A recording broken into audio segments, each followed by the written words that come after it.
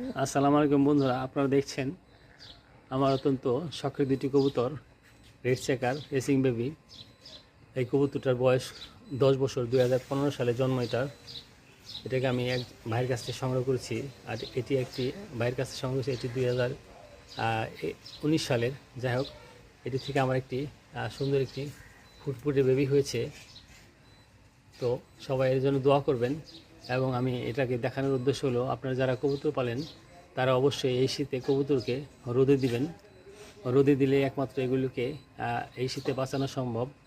আর সাথে গরম পানি খেতে দিবেন, খুব গরম পানি না, মামা গরম পানি। এবং শীতের মধ্যে কাপড় চোপড় দিয়ে এদের খাঁচাগুলোকে ঢেকে দিবেন এবং 10টার দিকে খাঁচাগুলো কাপড় মুক্ত করে দিবেন। এভাবেই আসলে শীতের দিনে কবুতরকে পরিচর্যা করতে হয়। আর এই সাথে একটি কথা না বললেই নয়, ইরোকট নামে একটি পাউডার আছে যা কবুতরের বদহজম হলে খেতে দিতে হয়।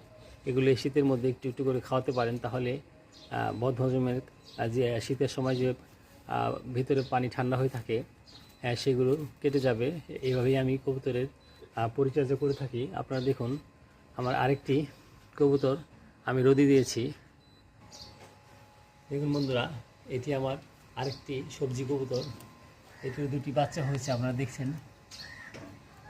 এবং দেখুন এগুলো ঝুলছে, এগুলোকে আমি রোদে দিয়েছি। এগুলো ইনশাল্লাহ ঠিক হয়ে যাবে। এভাবে আমি কবুতরকে পরিচর্যা করে থাকি। আমার বাসায় খুব একটা রোদ নেই, তাই এই ব্যবস্থা।